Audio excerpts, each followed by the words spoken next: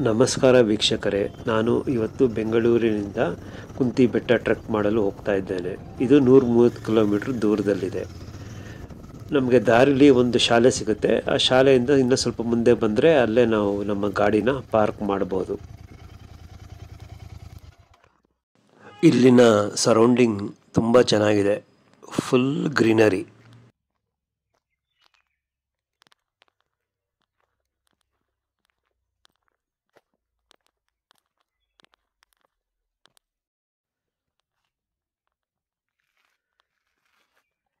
ನಾನು ಮೆಟ್ಲತ್ತಿ ಮೇಲೆ ಬರುವಾಗ ಈ ಹಕ್ಕಿಗಳ ಚಿಲಿಪಿಲಿ ಕಿವಿಗೆ ಬಹಳ ಇಂಪಾಗಿದೆ. ಮೆಟ್ಲು ಅಕ್ಕಪಕ್ಕದಲ್ಲಿ ಚಿಕ್ಕ ದೇವರ ಗುಡಿ ಇದೆ. ಹಾಗೆ ಮುಂದೆ ಬಂದ್ಬಿಟ್ಟು ನಾನಿವಾಗ ರೈಟ್ ಟರ್ನ್ ತಗೋತಾ ಇದ್ದೀನಿ.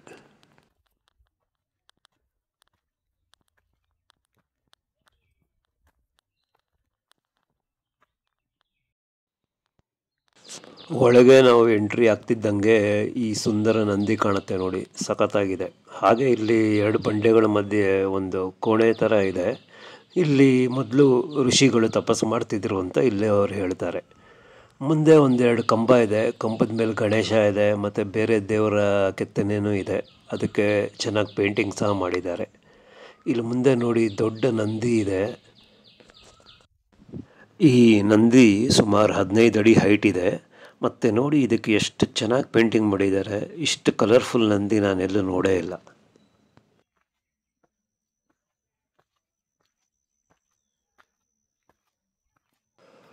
ಮೆಟ್ಲತ್ತಿ ಮೇಲೆ ಬಂದರೆ ಇಲ್ಲಿ ಒಂದು ದೊಡ್ಡ ಶಿವನ ದೇವಸ್ಥಾನ ಇದೆ. ಹಾಗೆ ಪಕ್ಕದಲ್ಲಿರೋ ಬಂಡೆ ಮೇಲೆ ಗಣೇಶನ ಎಷ್ಟು ಚೆನ್ನಾಗಿ ಕೆತ್ತನೆ ಮಾಡಿದ್ದಾರೆ, ಮತ್ತು ಅದಕ್ಕೂ ಎಷ್ಟು ಚೆನ್ನಾಗಿ ಪೇಂಟಿಂಗ್ ಸಹ ಮಾಡಿದ್ದಾರೆ ನೋಡಿ. ಸ್ವಲ್ಪ ಮುಂದೆ ಒಂದು ದೊಡ್ಡ ಕಲ್ಯಾಣಿ ಇದೆ. ಇತ್ತೀಚೆಗೆ ಅದನ್ನು ರಿನೋವೇಷನ್ ಮಾಡಿದ್ದಾರೆ ಅನ್ಕೋತೀನಿ. ತುಂಬ ಚೆನ್ನಾಗಿದೆ.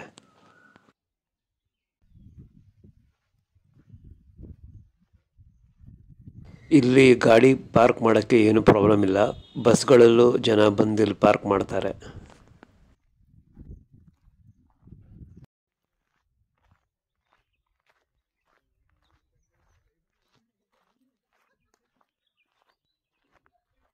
ಕುಂತಿ ಬೆಟ್ಟಕ್ಕೆ ನಾನಿವಾಗ ಈ ಕಾಲ್ದಾರಲ್ಲಿ ನಡ್ಕೊಂಡು ಹೋಗಬೇಕು.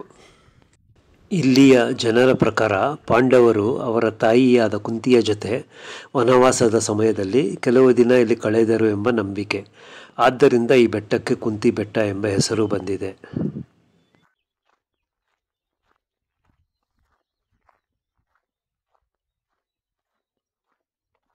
ಅಲ್ಲಿ ಕಾಣುವ ಈ ಅವಳಿ ಬೆಟ್ಟವೇ ಕುಂತಿ ಬೆಟ್ಟ.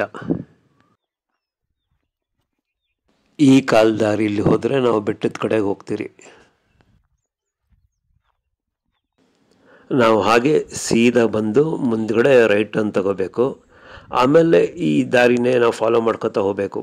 ಅಷ್ಟೇನು ಕನ್ಫ್ಯೂಷನ್ ಆಗಲ್ಲ.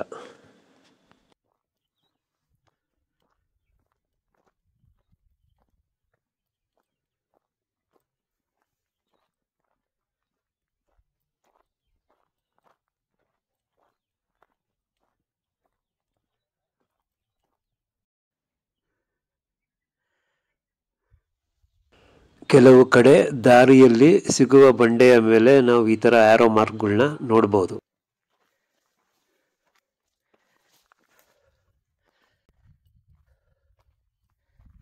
ನಮಗೆ ದಾರಿಯಲ್ಲಿ ಎರಡು ಬಂಡೆಗಳ ನಡುವೆ ಸಂಧಿಯಲ್ಲಿ ತೂರಿ ಬರಬೇಕಾಗತ್ತೆ. ಇಲ್ಲಿಂದ ಹೆಚ್ಚು ಕಡಿಮೆ ಬರೀ ಕಲ್ಲು ಬಂಡೆನೇ ಇರುತ್ತೆ ದಾರಿಯಲ್ಲಿ.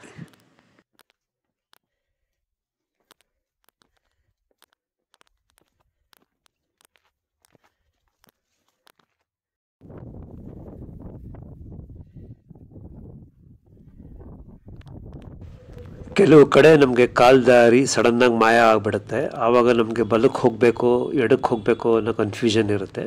ಬಟ್ ಆಮೇಲೆ ಗೊತ್ತಾಗುತ್ತೆ ಯಾವ ಕಡೆ ಹೋಗಬೇಕಂತ. ದಾರಿ ಉದ್ದಕ್ಕೂ ನಮಗೆ ಸಿಗುವ ಹಸಿರಿನ ಹುಲ್ಲು, ತಂಪಾದ ಗಾಳಿ ಹಾಗೂ ಈ ಬಂಡೆಗಳೆಲ್ಲ ನೋಡ್ತಾ ಇದ್ದರೆ ಮನಸ್ಸಿಗೆ ತುಂಬ ಖುಷಿ ಕೊಡುತ್ತೆ.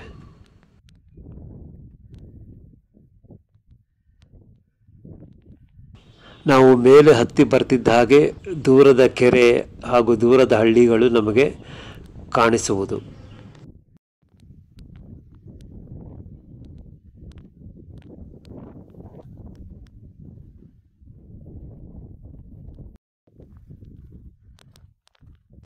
ಈ ಟ್ರೆಕ್ಕಿಂಗ್ ನಾನು ಒಬ್ಬನೇ ಮಾಡ್ತಿರೋದು, ಹಾಗೂ ಇವಾಗ ಸದ್ಯಕ್ಕೆ ನಾನು ಒಬ್ಬನೇ ಇದ್ದೀನಿ ಮೇಲೆ.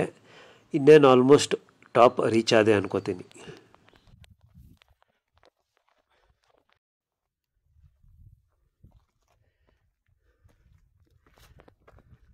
ದಾರಿಯಲ್ಲಿ ನಾವು ಆವಾಗ ಬಗ್ಗಬೇಕಾಗುತ್ತೆ, ಹತ್ತಬೇಕಾಗುತ್ತೆ, ಜಿಗಿಬೇಕಾಗುತ್ತೆ.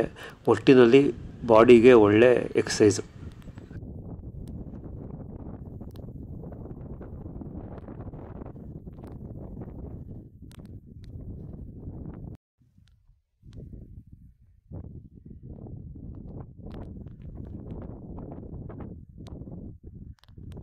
ಫೈನಲಿ ಬೆಟ್ಟದ ಮೇಲೆ ಬಂದಾಯಿತು. ಅಲ್ಲಿ ಕಾಣ್ತಿರೋ ಗರುಡಗಂಬನೇ ಈ ಬೆಟ್ಟದ ಹೈಯೆಸ್ಟ್ ಪಾಯಿಂಟ್. ಈ ಟ್ರೆಕ್ನ ಡಿಸ್ಟೆನ್ಸ್ ಬಂದು ಒನ್ ವೇ 2.5 ಕಿಲೋಮೀಟ್ರ್ ಆಗುತ್ತೆ. ಇಲ್ಲಿ ಮೇಲಿಂದ ಕಾಣುವ ನೋಟ ತುಂಬ ಆಕರ್ಷಣೆಯಾಗಿದೆ. ನಿಜವಾಗ್ಲೂ ವರ್ಣಿಸೋಕ್ಕೆ ಆಗೋಲ್ಲ, ಅಷ್ಟು ಚೆನ್ನಾಗಿದೆ. ಇಲ್ಲಿಗೆ ಬರುವವರು ನೀರು ಮತ್ತು ಕೆಲವು ತಿಂಡಿ ತಿನಿಸುಗಳನ್ನು ತಗೊಂಬನ್ನಿ, ಯಾಕಂದರೆ ಇಲ್ಲಿ ಹತ್ತಿರದಲ್ಲಿ ಯಾವುದೇ ಅಂಗಡಿ ಇಲ್ಲ. ಈ ಬೆಟ್ಟದ ಹೈಟ್ 2870 ಅಡಿ, ಹಾಗೂ ಇಲ್ಲಿ ನೈಟ್ ಕ್ಯಾಂಪಿಂಗ್ ಸಹ ಅಲೌಡ್ ಇದೆ. ಇಷ್ಟಪಡುವವರು ಇಲ್ಲಿ ಬಂದು ಕ್ಯಾಂಪಿಂಗ್ ಮಾಡಬಹುದು. ಈ ಬೆಟ್ಟ ಮೇಲೆ ಹತ್ತಿ ಬರಲು ನನಗೆ 30 ನಿಮಿಷ ಹಿಡಿತು. ಮತ್ತು ನಾವು ಆವಾಗವಾಗ ಟ್ರೆಕ್ ಮಾಡ್ತಾ ಇದ್ದರೆ ನಮಗೆ ಸುತ್ತಲಿನ ಜಾಗದ ಬಗ್ಗೆ ನಮಗೆ ಪರಿಚಯವಾಗುತ್ತೆ, ಮತ್ತು ನಮ್ಮ ಆರೋಗ್ಯಕ್ಕೂ ಒಳ್ಳೆಯದು. ನಿಮಗೆ ಈ ವಿಡಿಯೋ ಇಷ್ಟ ಆಗಿದ್ದಲ್ಲಿ ಲೈಕ್ ಮಾಡಿ, ಸಬ್ಸ್ಕ್ರೈಬ್ ಮಾಡಿ. Thank you.